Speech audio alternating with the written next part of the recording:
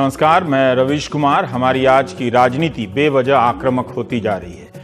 नेताओं की भाषा में जो आक्रामकता है वही एंकर में हो गई है, वही अब सड़कों पर लोगों की होती जा रही है।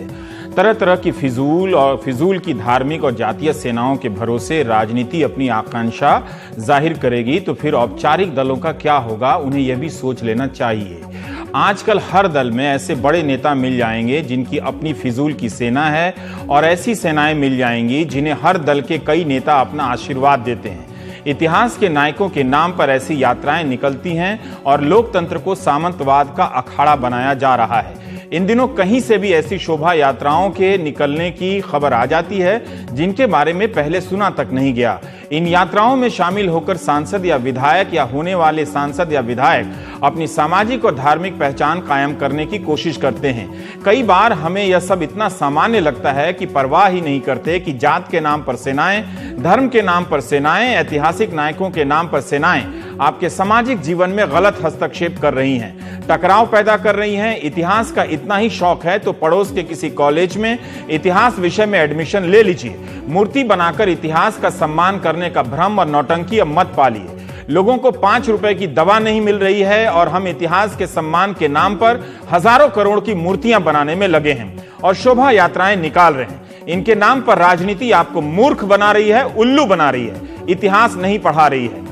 प्रवचन देने की यह प्रेरणा आजकल के नेताओं के भाषण से मिली है, जो राजनीति की बात कम, राजनीति में नैतिक शिक्षा टाइप भाषण ज्यादा देने लगे हैं। अगर सरलीकरण करना हो तो कह सकते हैं कि यूपी बेकाबू हो गया है, नए मुख्यमंत्री योगी से संभल नहीं रहा है।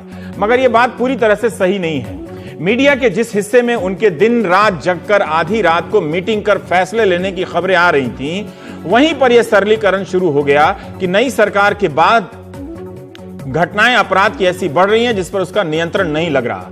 कुछ घटनाएं ऐसी हुई हैं जिससे संकेत अच्छा नहीं जा रहा, मगर यूपी के कई हिस्सों में शांति भी है और ठीक ठाक ही राज्य चल रहा है। हमने तय कर लिया था कि फांसी की सजा देंगे तो बलात्कार की घटना कम हो जाएगी, साफ और सख्त संदेश जाएगा। ये कहां जा रहा है, किसको जा रहा है, किसी को पता नहीं है, लेकिन भीड़ तय करती है। इसके लिए दोषी फांसी की सजा नहीं है, दोषी सरकार भी नहीं है। नैतिक जिम्मेदारी जरूर बनती है सरकारों की, लेकिन कुछ तो है कि हम इस समस्या की बुनियाद पर बात नहीं कर पा रहे। ग्रेटर नोएडा में जेवर एक जगह है यमुना एक्सप्रेसवे के पास। वहां बुधवार रात जो घटना हुई है वो सरकार से सवाल तो पूछती है, समाज से भी पूछ रही है। सबौता गांव के पास यमुना एक्सप्रेसवे पर हथियारबंद 6 गुंडों ने एक कार रोक ली। घटना रात 1:30 से 2:30 बजे के बीच हुई। इस कार में 8 लोग सवार थे जो जेवर से बुलंदशहर के अस्पताल जा रहे थे। लूटपाट का विरोध किया तो परिवार के मुखिया शकील कुरैशी ने उन्हें मनाने की कोशिश की, मगर उन्हें गोली मार दी बदमाशों ने। पहले गुंडे शकील के बच्चों को गोली मार रहे थे, लेकिन जब शकील ने मिन्नत की तो बच्चों को छोड़ दिया और उन्हें गोली मार दी। महिलाओं के दुपट्टों से पुरुषों को बांधकर उन्हें उल्टा लटकाया और फिर चारों महिलाओं को उतारकर खेत में ले गए और गैंग रेप किया 4 महिलाओं से। शकील और उनका परिवार इतनी रात को यात्रा इसलिए कर रहा था कि उनके किसी रिश्तेदार की डिलीवरी होनी थी। जच्चा और बच्चा दोनों खतरे में थे, इसलिए पूरा परिवार भागकर उनकी मदद के लिए जा रहा था। पुलिस घटना के 1 घंटे बाद पहुंची और 1 घंटे के भीतर अपराधियों ने किसी और परिवार की जिंदगी बचाने निकले एक परिवार की जिंदगी तबाह कर दी। वो उस टाइम तो 5 है, एक फिर बाद में कर गया 6 है। ठीक है, फिर उसके बाद क्या हुआ? उसके बाद में हमारे साथ में हाथापाई हुई। हमारे हाथ पैर बांध दिए, हमें डाल दिए जमीन में। लेडीजों के साथ में बदतमीजी करी, फिर एक एक करके लेडीज को ले जाते गए। ठीक है, फिर वहाँ लड़के उनके साथ में उन्होंने अच्छा बुरा बलात्कार करा। तो आप लोगों को मारा भी है? हाँ, हमें मारे पीटे। और लेडीज को भी मारा था? हाँ, लेडीजों को मारा। फिर छूटे कब आप? छूटे हम करीबन 3 साढ़े 3 बजे। हम मेरे साले में गोली मारी थी शकील में। क्यों? वो इसलिए मतलब वो बोला नु का जब लेडीजों को, भैया लेडीजों से क्यों बदतमीजी कर रहे हो, लेडीजों से क्यों कर रहे हो बदतमीजी। पहले तो लगाई मार लगा के फिर लेडीजों को ले जाने लगे। शकील में एक तो मारी, नीचे फायरिंग करी और एक मारी उसको गोली। अभी यहाँ पर तमाम सारा जो पुलिस का अमला है, जो मेरठ जोन के आईजी हैं राम कुमार, वो यहाँ पर पहुंचे हुए हैं। वो स्पॉट पर भी गए हैं। फॉरेंसिक की टीम यहाँ पर अभी आई हुई थी, डॉग स्क्वाड आया हुआ था, लेकिन फिलहाल अभी तक पुलिस के हाथ कामयाबी नहीं लगी है। पुलिस के सूत्रों का ये कहना है कि हो सकता है कि बावरिया गैंग का इसमें हाथ हो, क्योंकि जो मॉडस ऑपरेंडी है जो अपराध करने की, वो बावरिया गैंग से मिलती जुलती है। अभी तक क्योंकि उन्होंने एफआईआर दर्ज कराई है 6 हत्या सामने, तो अभी तक हम लोग तो उसी पर इन्वेस्टिगेट कर रहे थे। अब उन्होंने ऐसा स्टेटमेंट दिया है, हम लोग उनके स्टेटमेंट के आधार पर इनके बारे में पूरी जांच पड़ताल करेंगे और यदि इनकी भागीदारी पाई जाती है तो निश्चित तौर पर इनके विरुद्ध कार्रवाई। 31 जुलाई 2016 के रोज तड़के 2:30 बजे इसी तरह की एक घटना हुई। बुलंदशहर जिले में दिल्ली कानपुर हाईवे पर इस तरह की एक परिवार नोएडा से शाहजहांपुर जा रहा था, क्योंकि किसी के मौत की खबर मिली थी और वो अंत्येष्टि में शामिल होने के लिए जा रहा था। उस कार में पति पत्नी भी थे, उनकी 2 बेटियां भी और 2 पुरुष रिश्तेदार भी सवार थे। 5-6 डाकुओं ने कार को रोका। 45 साल की महिला और 15 साल की महिला को कार से उतार कर ले गए और उनके साथ बलात्कार किया। इस दौरान बाकी परिवार वालों को बंदूक की नोक पर बंधक बनाए रखा गया। उस दौरान कई चैनलों ने कितना सुरक्षित है यूपी का हाईवे टाइप का कार्यक्रम दिखाया। बहुत सारे नेताओं ने इस्तीफा तक मांगा। खूब बवाल हुआ क्योंकि चुनाव नजदीक था और लेकिन अब सरकार ने भी सुरक्षा वगैरह के इंतजाम किए ही होंगे। तब नेताओं ने कहा कि यूपी में गुंडा राज है।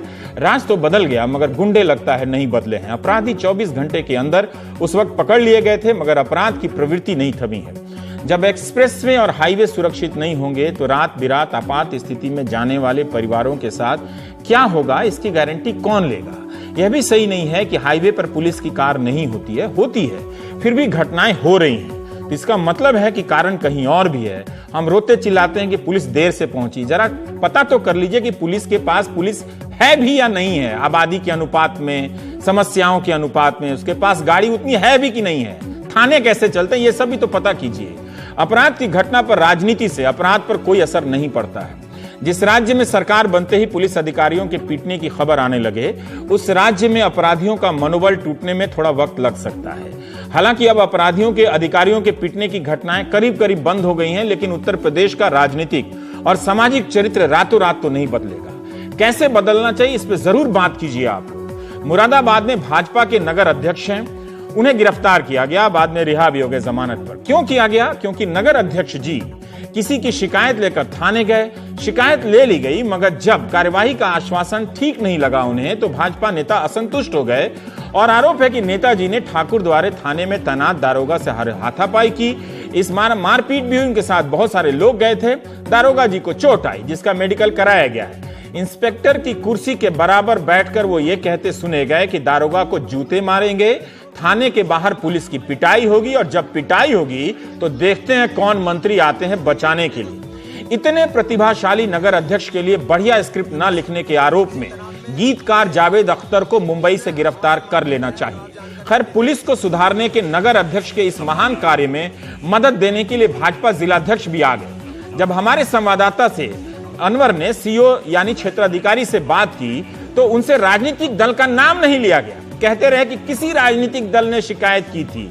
हम उनका डर समझते हैं और उनके व्यवहारिक होने का सम्मान भी करते हैं कि एक बयान के चलते ट्रांसफर झेलो, बच्चों का एडमिशन झेलो और पता नहीं क्या क्या झेलो, तो उन्होंने ठीक ही किया होगा। आप वीडियो के जरिए कुछ अंदाजा कीजिए कि वहां क्या हुआ होगा।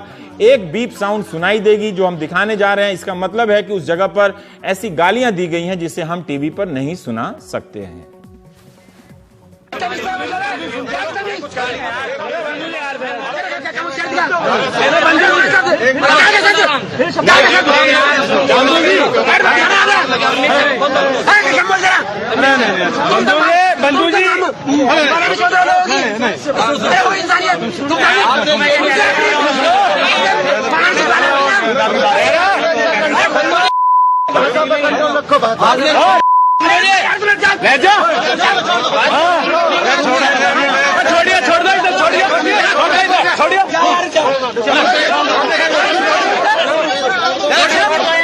ऐसा बताया जा रहा है कि किसी बात को लेके आपस में उनके द्वारा मारपीट हुई और जिसमें चोटें आई हैं। इस संबंध में जो भी विधिक कार्रवाई है वो कराई जा रही है। सर, कौन था ये व्यक्ति?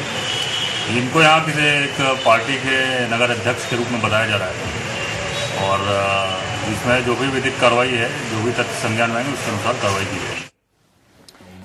अब आप देख ही रहे हैं कि इसे आप जंगल राज नहीं कह सकते, क्योंकि जो जनाब हरकत कर रहे थे वो नगर अध्यक्ष हैं और नगर में तो जंगल होता नहीं है। इसके अतिरिक्त यह बात शोध का विषय है कि सरकार बीजेपी की है, फिर भी नगर अध्यक्ष को इतने लोगों के साथ एफआईआर के लिए क्यों जाना पड़ा। अगर उनकी ये स्थिति है तो फिर देश भर के थानों को लेकर बहस कीजिए कि जहां आम आदमी एफआईआर कराने जाए तो कितना झमेला उसे सामना करना पड़ता होगा।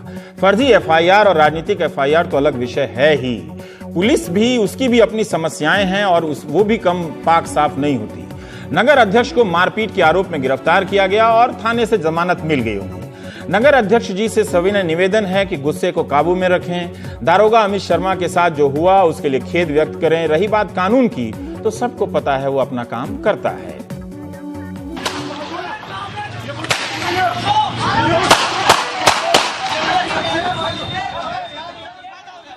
गोली की यह मधुर आवाज मुरादाबाद के आरटीओ कार्यालय के बाहर रिकॉर्ड की गई। 9 मई को जब बीजेपी और बजरंग दल के लोग आपस में इस बात को लेकर उलझ गए कि फिटनेस चेकिंग के लिए आने वाली गाड़ियों के लिए मेडिकल किट कौन बेचेगा, इस बात के लिए दोनों पक्षों में तलवारबाजी का भी प्रदर्शन हुआ। भारतीय संस्कृति के इन प्रतीकों का इस्तेमाल सिर्फ इतिहास को लेकर डराने के काम में ही नहीं, मेडिकल किट बेचने के काम में भी लाया जा सकता है। यह ज्ञान मुझे इतिहास की कक्षा में नहीं बल्कि इस वीडियो फुटेज से प्राप्त हुआ है। लाठी डंडे जैसे पारंपरिक हथियारों का भी वहां इस्तेमाल हुआ, पत्थर भी चले हैं, मगर यह ज्ञात नहीं हुआ कि पत्थर चलाने की प्रेरणा कश्मीर से मिली या लोकल ही किसी से मिल गई। और हां, 7 राउंड गोली भी चली। इसका मतलब दोनों पक्ष पारंपरिक के साथ साथ आधुनिक युद्ध कौशल में भी दक्ष रहे होंगे। सोचिए, शौर्य का यह प्रदर्शन भारी वाहनों में मेडिकल किट लगाने के ठेके को लेकर हुआ। राष्ट्र निर्माण में ठेके का रोल कितना महत्वपूर्ण है, ये बात आप नहीं समझ सकते। इसके बाद आजाद भारत की पुलिस आई, दल बल के साथ पहुंची, तब तक लड़ने वाले भाग चुके थे। इस मामले में गिरफ्तारी भी हुई है। बजरंग दल और भाजपा भी आपस में गोलीबारी कर सकते हैं, इसकी कल्पना अशोक वाजपेयी और केदारनाथ सिंह जैसे लिबरल कवियों ने भी अपनी कविता में नहीं की है। ये अभी 1 घंटे पहले 2:30 बजे के आसपास आरटीओ ऑफिस के पीछे दो पार्टियों के बीच में लड़ाई हुई, जिसमें गोली चलने की भी सूचना है। इसके ऊपर अभी पुलिस आई है, पुलिस के सामने दोनों ही पार्टियां भागी हुई हैं। इसके बारे में छानबीन की जा रही है, दोनों पार्टियों को बुला करके आवश्यक कार्रवाई करी जाएगी। क्या रीजन बताया जा रहा है सर? कुछ शुरुआती, हालांकि बहुत कम समय हुआ है, लेकिन क्या शुरुआती जांच में निकल के सामने है कि किस रीजन को लेकर ये सारा हंगामा हुआ था? आरटीओ ऑफिस के बगल में फर्स्ट एड बॉक्स की बिक्री को लेकर के दो पार्टियों के बीच में बवाल हुआ। नाम भी नहीं लिया जा रहा वो दो पार्टियां कौन है। आप सोच रहे होंगे कि कानून व्यवस्था की इन खराबियों को लेकर मैं क्रोधित तेवर के साथ एंकरिंग क्यों नहीं कर रहा हूं। अब इस तरह से किसी को गोली चलाते देखेंगे, थाने में घुसकर मारते देखेंगे तो शांत रहना ही समयानुकूल होगा। पाकिस्तान की बात होती तो वहां के सारे जनरलों और सेनाध्यक्षों को ललकार देता, क्योंकि मुझे अपनी सेना पर इतना तो भरोसा है कि वो इन्हें स्टूडियो तक नहीं पहुंचने देगी, वहीं ढेर कर देगी। पुलिस पर भी भरोसा है, मगर इस लेवल का भरोसा नहीं है। इसलिए हमारे एंकर लोग पाकिस्तान पर ही ज्यादा फोकस करते हैं। हम यूपी की बात कर रहे हैं। फिरोजाबाद में मंत्री जी मिल गए, परिवहन मंत्री वहां किसी और मामले की औचक परीक्षण कर रहे थे। घटना के बारे में उन्हें पता नहीं था, मगर कार्रवाई क्या होगी उसके बारे में जोरदार बयान दे दिया। इसके बाद कानून व्यवस्था के मंत्री रामपति जी का भी बयान सुनिएगा, जो उन्होंने उन्नाव में दिया है। जो जेवर में इतना बड़ा हादसा हुआ है, इसके बारे में सरकार ने, जो भी अपराधी होगा कोई बचने वाला नहीं है। सपा शासन नहीं है, ये बीजेपी का है। किसी की गुंडई उत्तर प्रदेश में नहीं चलेगी। सभी गुंडे अपराधी या प्रदेश छोड़ जाएंगे या जमीन में जाएंगे या मारे जाएंगे। नोट कर लीजिए। मंत्री जी, ये आप पक्की बात कह रहे हैं? जब कांड हो चुका है, सामूहिक बलात्कार हुआ है। मैं अभी पता करवाता हूँ, तुरंत पता करवाता हूँ। कहीं अपराधी होंगे पकड़े जाएंगे, छिप नहीं सकता। नोट कर लीजिए। गुंडई जो थी, सड़कों पर वसूली थी, डग्गा मारी थी, बड़े बड़े ट्रक वाहन चलते थे, एंट्री फीस करोड़ों लाखों वसूली जाती थी। आज सब बंद है, भ्रष्टाचार पर कंट्रोल है। और अब भी थोड़ा एक जो क्राइम हुआ है, तुरंत अपराधी पकड़े गए, वो बचने वाले नहीं। आप नोट कर लो, योगी सरकार ना हम लोगों किसी का संरक्षण है, न किसी नेता का संरक्षण होगा। आप नोट कर लो। सारी स्थिति ठीक होगी। अभी 1.5-2 महीने की सरकार आपकी है। 15 साल के कूड़े करकट को ठीक करने के लिए थोड़ा समय चाहिए।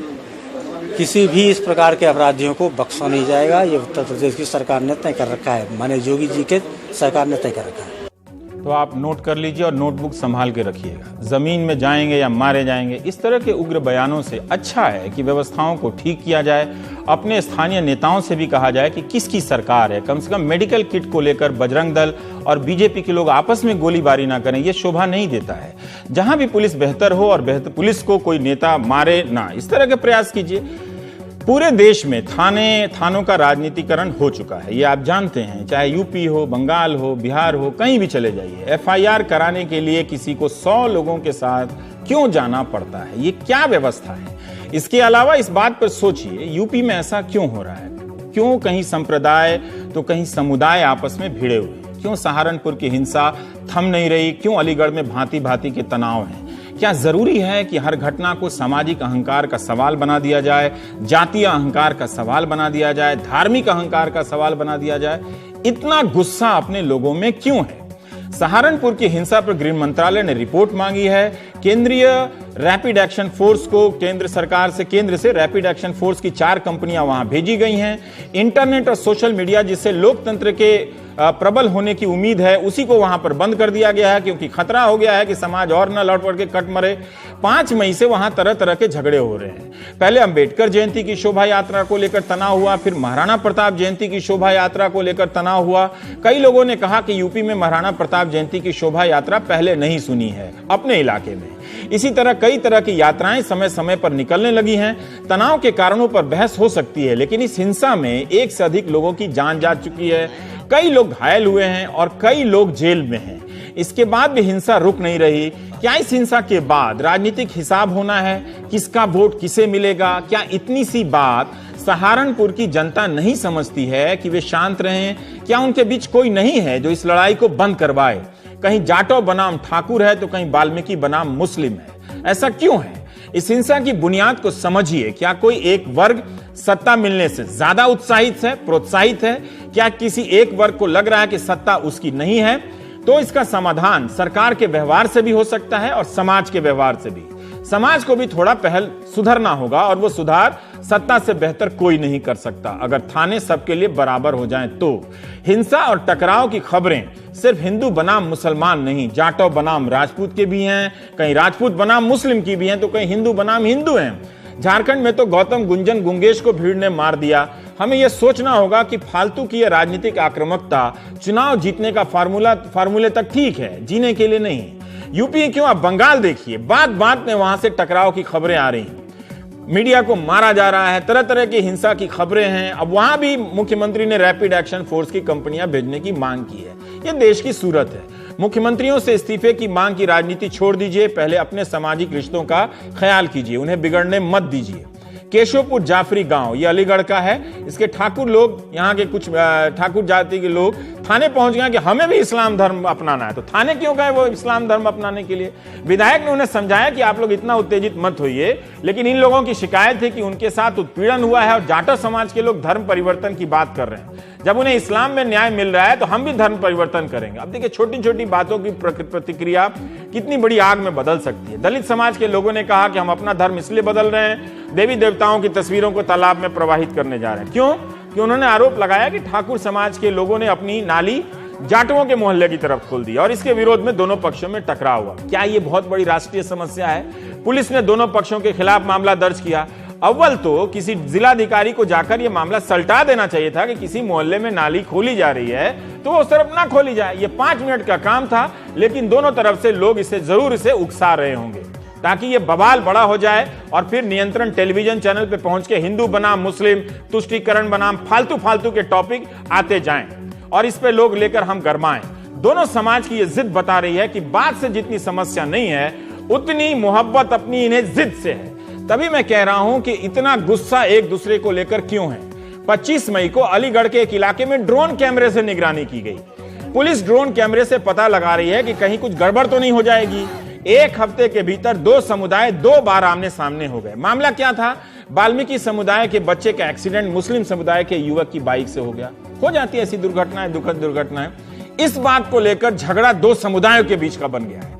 अगर पुलिस नहीं संभालती वहां तो न जाने कितने लोगों की इसमें जान चली जाती। अब सोचिए कि वाकई लोगों के पास इतनी फुर्सत है कि बात में इतनी लड़ाई हो रही है। आखिर एक समाज का दूसरे समाज पर भरोसा इतना कम क्यों होता जा रहा है कि एक के साथ की दुखद घटना पूरे समुदाय के नाक का सवाल बन जाती है। आप सोचिए, यह सामान्य स्थिति नहीं है। इसमें राजनीति अपना हाथ सेक रही है, निश्चित रूप से तरह तरह के फर्जी संगठनों के जरिए। मुख्यमंत्री योगी जवाबदेह हो सकते हैं, मगर हालात तो आपके पड़ोस में पैदा हो रहे हैं, आपके रहते हो रहे हैं। पुलिस भी सोच रही है, लेकिन पुलिस को और भी काम है। ऐसा नहीं है कि अपराध और टकराव की खबरों के बीच रोमियो का स्कूल कॉलेजों में अटेंडेंस 100% हो गया। नहीं, समाज में इनके बाहर देखे जाने की संभावना अभी भी है। इसलिए पुलिस इन रोमियो को पकड़ने की ट्रेनिंग ले रही है। कमाल खान की रिपोर्ट देखिए कि कितनी जरूरी विषय पर ये लोग ट्रेनिंग ले रहे हैं और जरूरी कामों के प्रति हमारी पुलिस हमेशा से ही प्रतिबद्ध रही है।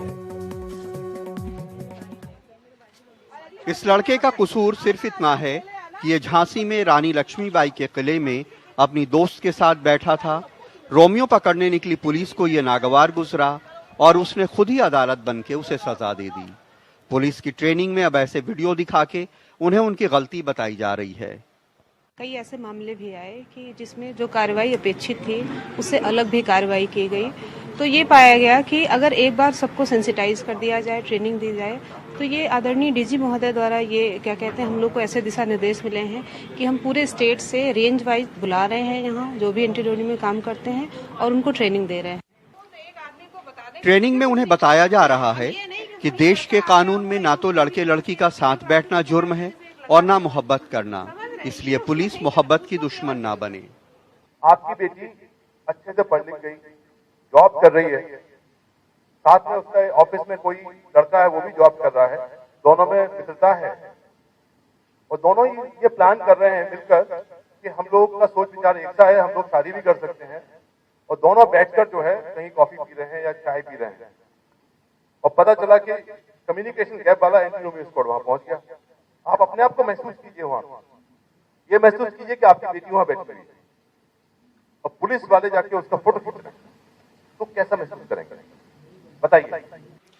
एंटी रोमियो स्क्वाड को लड़के लड़की में भेदभाव नहीं करने की भी शपथ दिलाई जा रही है। पुलिस को जितने मॉडर्नाइजेशन और मॉडर्न टेक्नोलॉजी की जरूरत है, उससे कहीं ज्यादा जरूरत है माइंडसेट चेंज करने की, ट्रेनिंग की।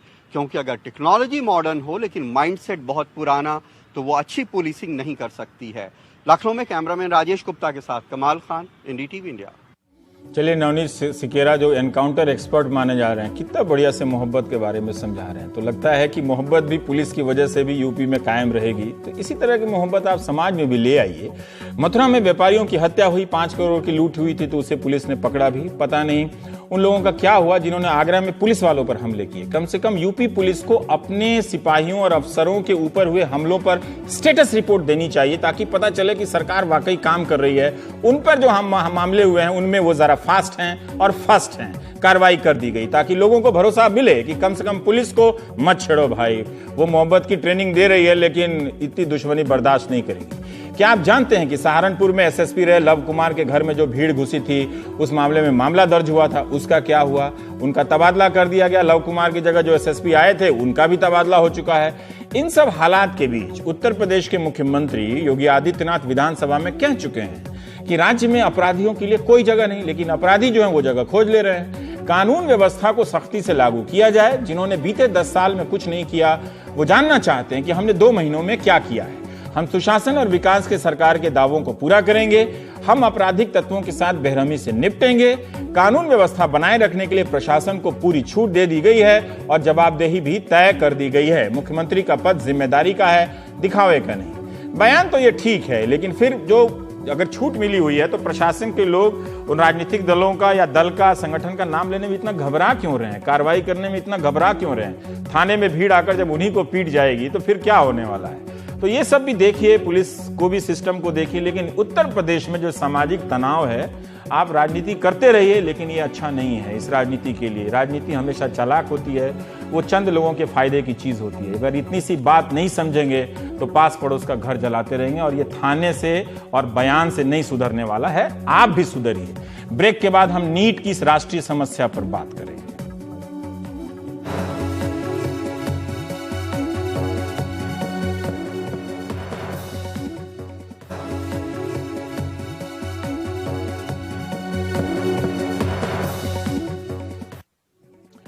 National eligibility cum entrance test NEET NEET के जरिए मेडिकल और डेंटल के इम्तहान होते हैं। 7 मई को इस साल नीट की परीक्षा हुई, जिसमें 11 लाख छात्रों ने हिस्सा लिया। इस परीक्षा में नकल ना हो, इसके लिए जो तरीके अपनाए गए उसे लेकर विवाद हुआ। पहले कभी नहीं देखे गए कि लड़कियां जो फुल बाह की कुर्ता पहन के गई, उनके बाह काट दिए गए। ये कहाँ आपने सुना था? कान आँख नाक की बालियां उतार ली गई, जूते उतरवा लिए गए, उन्हें अपनी माँओं से सैंडल लेकर अंदर जाना पड़ा। ये सब होता रहा, लेकिन पेपर कब लीक हो गया ये किसी को पता ही नहीं चला।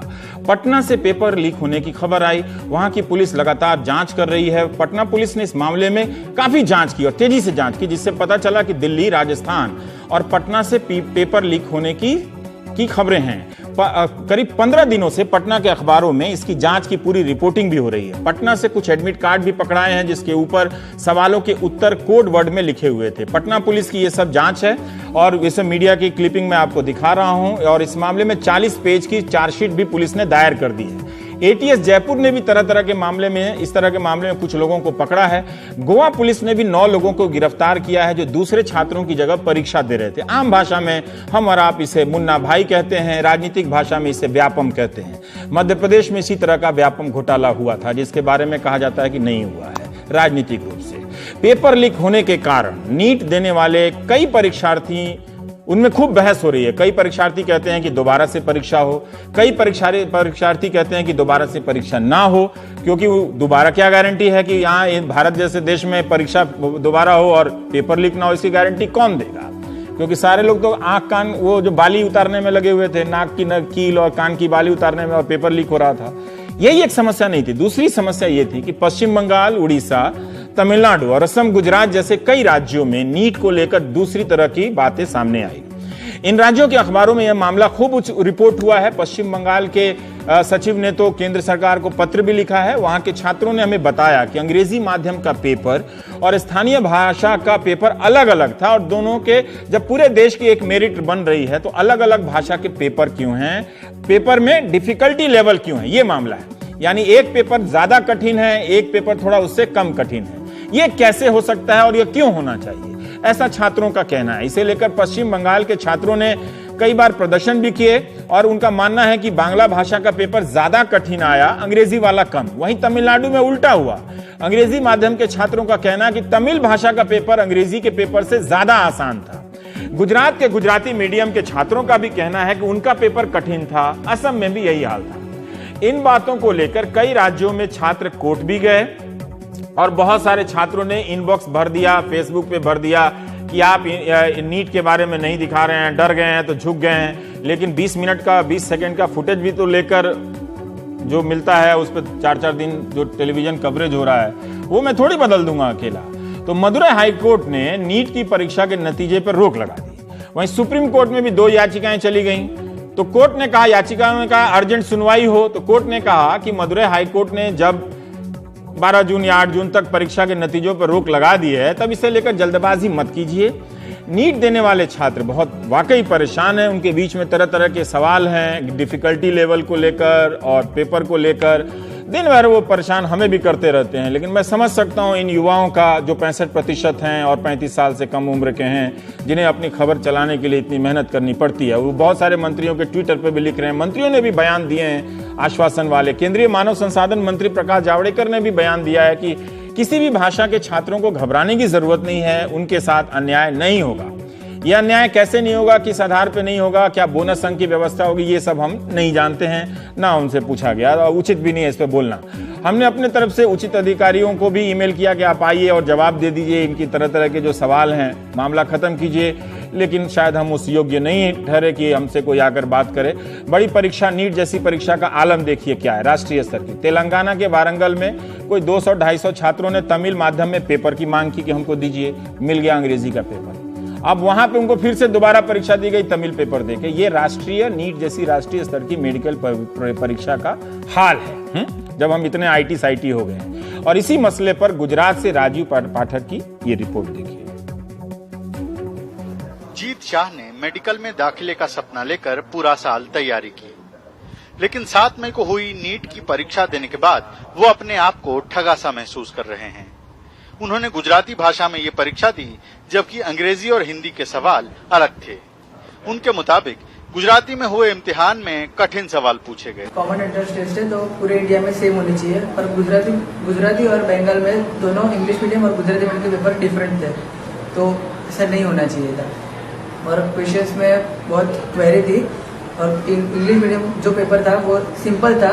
इस मुद्दे पर गुजराती मीडियम के छात्रों के माता पिता नाराज हैं। हनीश गांधी की बेटी ने भी नीट की परीक्षा दी थी। हनीश और उनके अध्यापक पिता प्रश्न पत्रों को देखकर आगे की लड़ाई की तैयारी कर रहे हैं। हनीश और अन्य कई बच्चों के माता पिता ने मिलकर गुजरात हाईकोर्ट का दरवाजा खटखटाया है। वन नेशन वन एग्जाम, तो वन क्वेश्चन पेपर क्यों नहीं? इसके लिए तमिलनाडु में, वेस्ट बंगाल में और गुजरात में कई विद्यार्थियों ने आंदोलन छेड़े हैं और गुजरात में हम लोग गुजरात हाईकोर्ट में गए। इस मुद्दे पर छात्रों के आंदोलन तो चल ही रहे हैं। अब सारे छात्र हाईकोर्ट पर नजरें गड़ाए हैं। हालांकि सीबीएसई की तरफ से इस मामले पर सफाई का भी इंतजार है। अहमदाबाद से राजीव, एनडीटीवी इंडिया।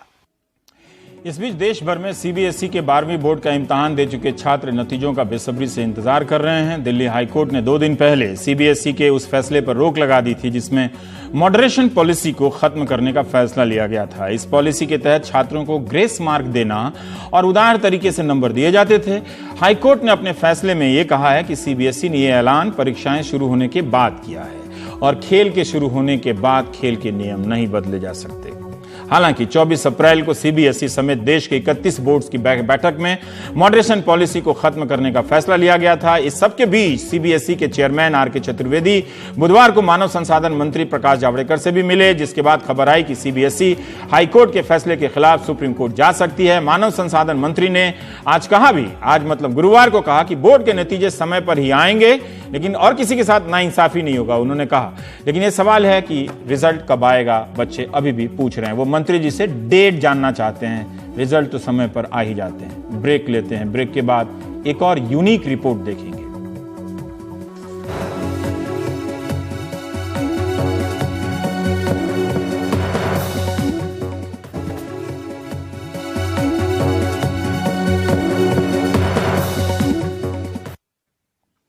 एक 5.5 नंबर का सवाल आपसे पूछना चाहता हूं। जब किसी केंद्रीय मंत्री को पता चले कि किसी मामले में 300 करोड़ के घोटाले की बात सामने आई है और राज्य सरकार ने उसकी जांच सीबीआई से कराने की सिफारिश की है या मांग की है, तो उन्हें क्या करना चाहिए? जाहिर है आप तुरंत जवाब देंगे कि जांच के आदेश तो हो ही और कड़ी कार्रवाई की जाए। कम से कम कड़ी कार्रवाई का बयान तो तुरंत ही दे दिया जाए कार्रवाई से पहले।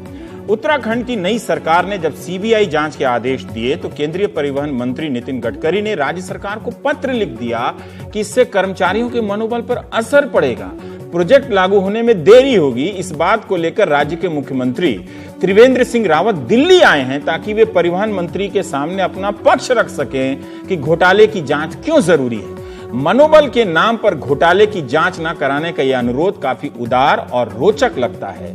नया तो है ही।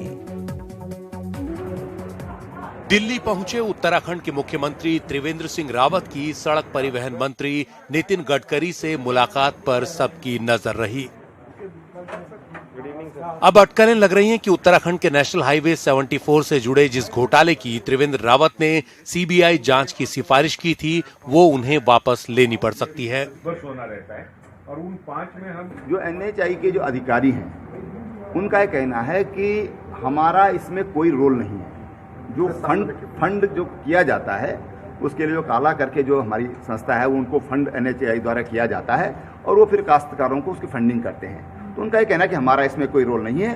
तो हमने कहा, हमने दोनों उनका पक्ष भी सुना, अपनी बात उनके सामने रखिए और हमको जरूरत पड़ेगी तो हम उसमें लीगल राय लेंगे।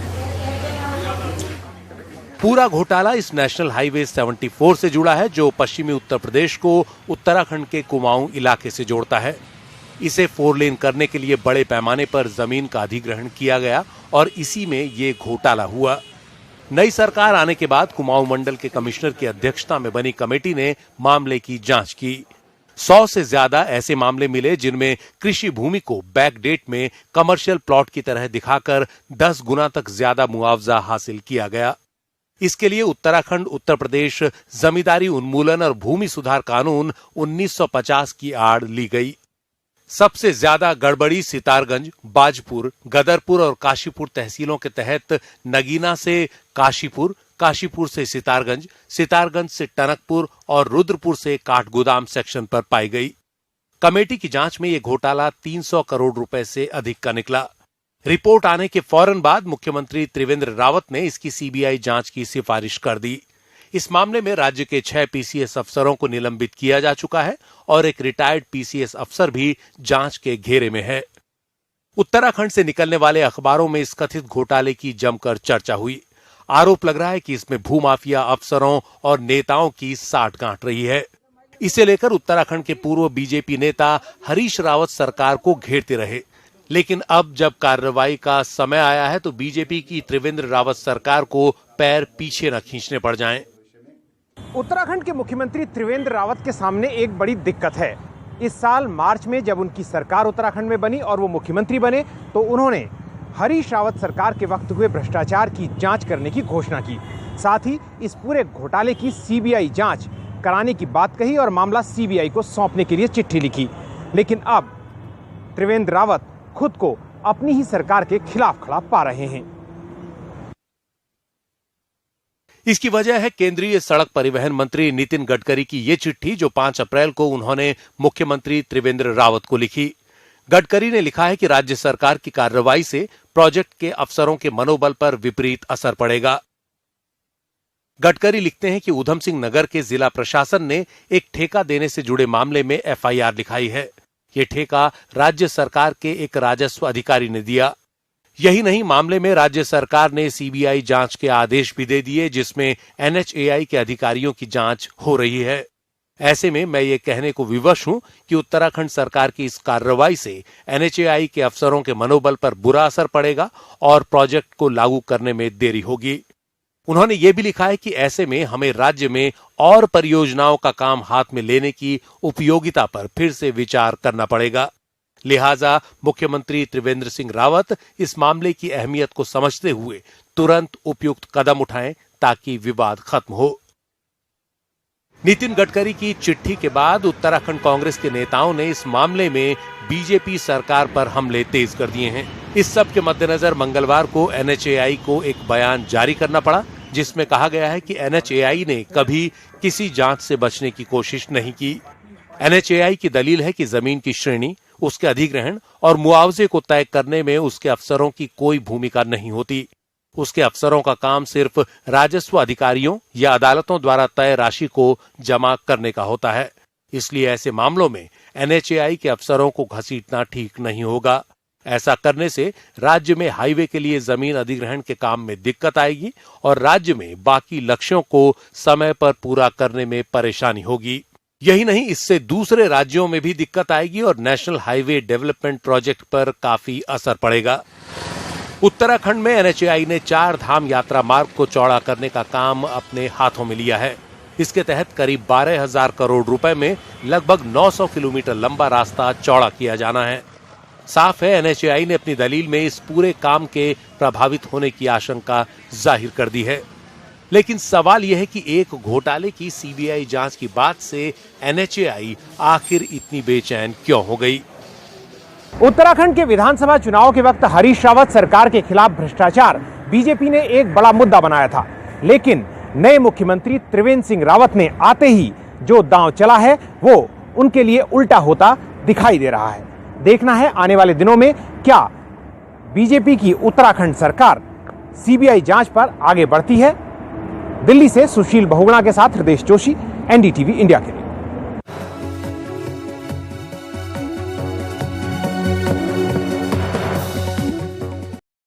इनको यहाँ किसी एक पार्टी के नगर अध्यक्ष के रूप में बताया जा रहा है और इसमें जो भी विधिक कार्रवाई है, जो भी तथ्य संज्ञान में आएंगे उसके अनुसार कार्रवाई की जाएगी। अब आप देख ही रहे हैं कि इसे आप जंगल राज नहीं कह सकते, क्योंकि जो जनाब हरकत कर रहे थे वो नगर अध्यक्ष है और नगर में तो जंगल होता नहीं है। इसके अतिरिक्त यह बात शोध का विषय है कि सरकार बीजेपी की है, फिर भी नगर अध्यक्ष को इतने लोगों के साथ एफआईआर के लिए क्यों जाना पड़ा। अगर उनकी यह स्थिति है तो फिर देश भर के थानों को लेकर बहस कीजिए कि जहां आम आदमी एफआईआर कराने जाए तो कितना झमेला उसे सामना करना पड़ता होगा। फर्जी एफआईआर और राजनीतिक एफआईआर तो अलग विषय है ही, पुलिस भी उसकी भी अपनी समस्याएं हैं और वो भी कम पाक साफ नहीं होती। नगर अध्यक्ष को मारपीट के आरोप में गिरफ्तार किया गया और थाने से जमानत मिल गई उन्हें। नगर अध्यक्ष जी से सविनय निवेदन है कि गुस्से को काबू में रखें। दारोगा अमित शर्मा के साथ जो हुआ उसके लिए खेद व्यक्त करें। रही बात कानून की, तो सबको पता है वो अपना काम करता है।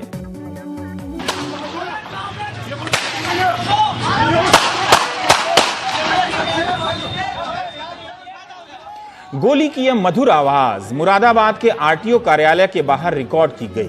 9 मई को जब बीजेपी और बजरंग दल के लोग आपस में इस बात को लेकर उलझ गए कि फिटनेस चेकिंग के लिए आने वाली गाड़ियों के लिए मेडिकल किट कौन बेचेगा, इस बात के लिए दोनों पक्षों में तलवारबाजी का भी प्रदर्शन हुआ।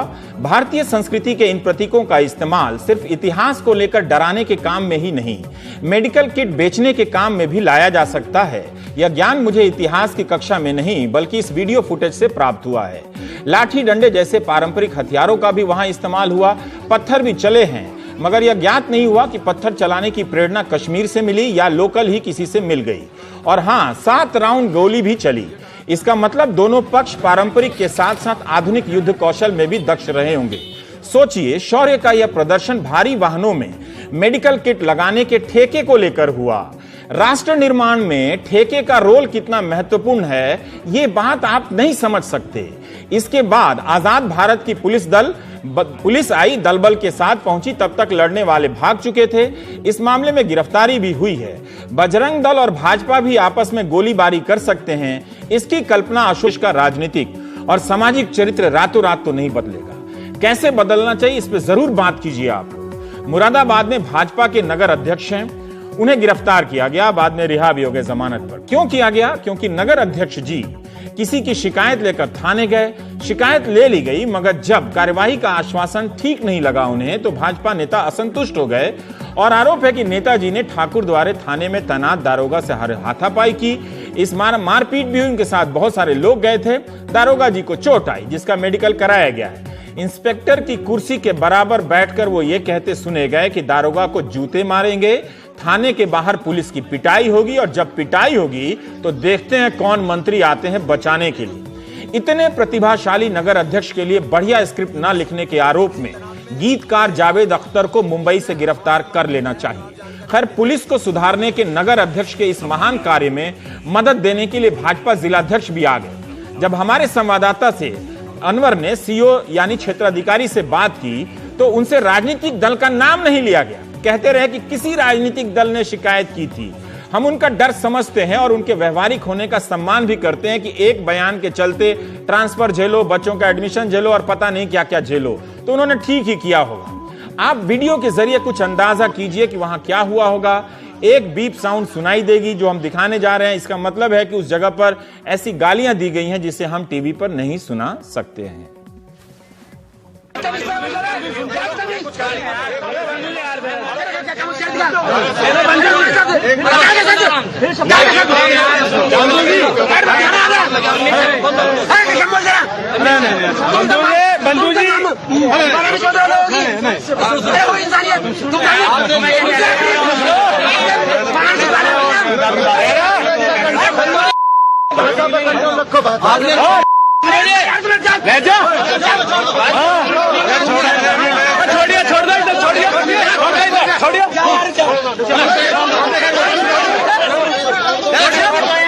ऐसा बताया जा रहा है कि किसी बात को लेके आपस में इनके द्वारा मारपीट हुई और जिसमें कुछ चोटें आई हैं।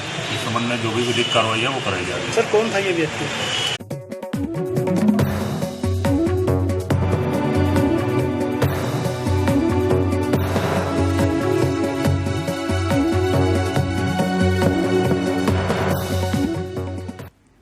नमस्कार, मैं रवीश कुमार। हमारी आज की राजनीति बेवजह आक्रामक होती जा रही है। नेताओं की भाषा में जो आक्रामकता है वही एंकर में हो गई है, वही अब सड़कों पर लोगों की होती जा रही है। तरह तरह की फिजूल की धार्मिक और जातीय सेनाओं के भरोसे राजनीति अपनी आकांक्षा जाहिर करेगी तो फिर औपचारिक दलों का क्या होगा, उन्हें यह भी सोच लेना चाहिए। आजकल हर दल में ऐसे बड़े नेता मिल जाएंगे जिनकी अपनी फिजूल की सेना है और ऐसी सेनाएं मिल जाएंगी जिन्हें हर दल के कई नेता अपना आशीर्वाद देते हैं। इतिहास के नायकों के नाम पर ऐसी यात्राएं निकलती हैं और लोकतंत्र को सामंतवाद का अखाड़ा बनाया जा रहा है। इन दिनों कहीं से भी ऐसी शोभा यात्राओं के निकलने की खबर आ जाती है जिनके बारे में पहले सुना तक नहीं गया। इन यात्राओं में शामिल होकर सांसद या विधायक या होने वाले सांसद या विधायक अपनी सामाजिक और धार्मिक पहचान कायम करने की कोशिश करते हैं। कई बार हमें यह सब इतना सामान्य लगता है कि परवाह ही नहीं करते कि जात के नाम पर सेनाएं, धर्म के नाम पर सेनाएं, ऐतिहासिक नायकों के नाम पर सेनाएं आपके सामाजिक जीवन में गलत हस्तक्षेप कर रही हैं, टकराव पैदा कर रही हैं। इतिहास का इतना ही शौक है तो पड़ोस के किसी कॉलेज में इतिहास विषय में एडमिशन ले लीजिए। मूर्ति बनाकर इतिहास का सम्मान करने का भ्रम और नौटंकी अब मत पालिए। लोगों को 5 रुपए की दवा नहीं मिल रही है और हम इतिहास के सम्मान के नाम पर हजारों करोड़ की मूर्तियां बनाने में लगे हैं और शोभा यात्राएं निकाल रहे हैं। इनके नाम पर राजनीति आपको मूर्ख बना रही है, उल्लू बना रही है, इतिहास नहीं पढ़ा रही है। प्रवचन देने की यह प्रेरणा आजकल के नेताओं के भाषण से मिली है जो राजनीति की बात कम, राजनीति में नैतिक शिक्षा टाइप भाषण ज्यादा देने लगे हैं। अगर सरलीकरण करना हो तो कह सकते हैं कि यूपी बेकाबू हो गया है, नए मुख्यमंत्री योगी से संभल नहीं रहा है, मगर यह बात पूरी तरह से सही नहीं है। मीडिया के जिस हिस्से में उनके दिन रात जगकर आधी रात को मीटिंग कर फैसले लेने की खबरें आ रही थीं, वहीं पर यह सरलीकरण शुरू हो गया कि नई सरकार के बाद घटनाएं अपराध की ऐसी बढ़ रही हैं जिस पर उसका नियंत्रण नहीं लग रहा। कुछ घटनाएं ऐसी हुई हैं जिससे संकेत अच्छा नहीं जा रहा, मगर यूपी के कई हिस्सों में शांति भी है और हुए हैं, वो स्पॉट पर भी गए हैं। फॉरेंसिक की टीम यहाँ पर अभी आई हुई थी, डॉग स्क्वाड आया हुआ था, लेकिन फिलहाल अभी तक पुलिस के हाथ कामयाबी नहीं लगी है। पुलिस के सूत्रों का ये कहना है कि हो सकता है कि बावरिया गैंग का इसमें हाथ हो, क्योंकि जो मॉडस ऑपरेंडी है जो अपराध करने की वो बावरिया गैंग से मिलती जुलती है। अभी तक क्योंकि उन्होंने एफआईआर दर्ज कराई है 6 अज्ञात के विरुद्ध, तो अभी तक हम लोग तो उसी पर इन्वेस्टिगेट कर रहे थे। अब उन्होंने ऐसा स्टेटमेंट दिया है, हम लोग उनके स्टेटमेंट के आधार पर इनके बारे में पूरी जांच पड़ताल करेंगे और यदि इनकी भागीदारी पाई जाती है तो निश्चित तौर पर इनके विरुद्ध कार्रवाई। 31 जुलाई 2016 के रोज तड़के 2:30 बजे इसी तरह की एक घटना हुई बुलंदशहर जिले में। दिल्ली कानपुर हाईवे पर इस तरह की एक परिवार नोएडा से शाहजहांपुर जा रहा था क्योंकि किसी के मौत की खबर मिली थी और वो अंत्येष्टि में शामिल होने के लिए जा रहा था। उस कार में पति पत्नी भी थे, उनकी 2 बेटियां भी और 2 पुरुष रिश्तेदार भी सवार थे। 5-6 डाकुओं ने कार को रोका। 45 साल की महिला और 15 साल की महिला को कार से उतार कर ले गए और उनके साथ बलात्कार किया। इस दौरान बाकी परिवार वालों को बंदूक की नोक पर बंधक बनाए रखा गया। उस दौरान कई चैनलों ने कितना सुरक्षित है यूपी का हाईवे टाइप का कार्यक्रम दिखाया। बहुत सारे नेताओं ने इस्तीफा तक मांगा। खूब बवाल हुआ क्योंकि चुनाव नजदीक था और लेकिन अब सरकार ने भी सुरक्षा वगैरह के इंतजाम किए ही होंगे। तब नेताओं ने कहा कि यूपी में गुंडा राज है। राज तो बदल गया मगर गुंडे लगता है नहीं बदले हैं। अपराधी 24 घंटे के अंदर उस वक्त पकड़ लिए गए थे मगर अपराध की प्रवृत्ति नहीं थमी है। जब एक्सप्रेसवे और हाईवे सुरक्षित नहीं होंगे तो रात बिरात आपात स्थिति में जाने वाले परिवारों के साथ क्या होगा इसकी गारंटी कौन लेगा। यह भी सही नहीं है कि हाईवे पर पुलिस की कार नहीं होती है फिर भी घटनाएं हो रही हैं। इसका मतलब है कि कारण कहीं और भी है। हम रोते चिल्लाते हैं कि पुलिस देर से पहुंची, जरा पता तो कर लीजिए कि पुलिस के पास पुलिस है भी या नहीं है। आबादी के अनुपात में, समस्याओं के अनुपात में उसके पास गाड़ी उतनी है भी कि नहीं है, थाने कैसे चलते हैं, ये सब भी तो पता कीजिए।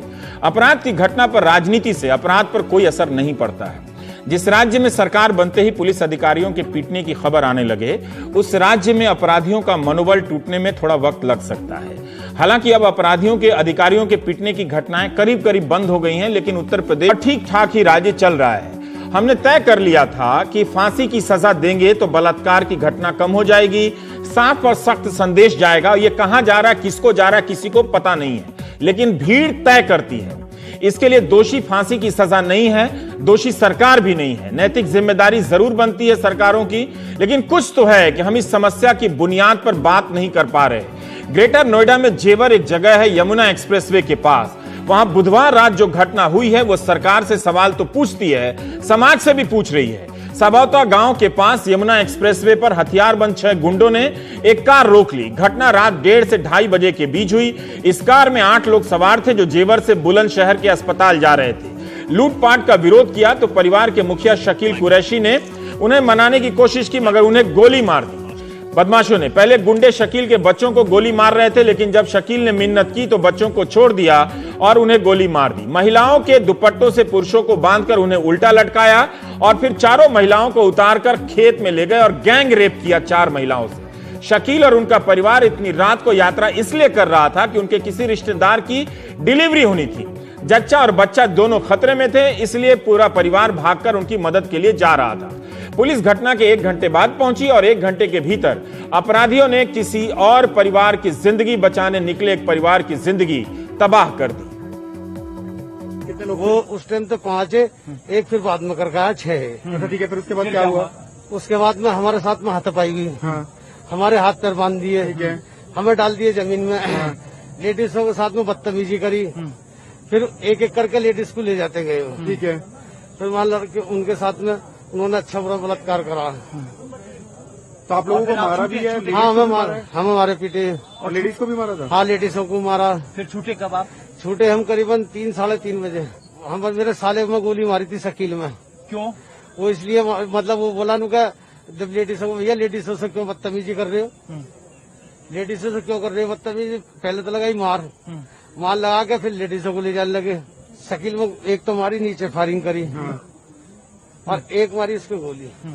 अभी यहाँ पर तमाम सारा जो पुलिस का अमला है, जो मेरठ जोन के आईजी हैं राम कुमार, वो यहाँ पर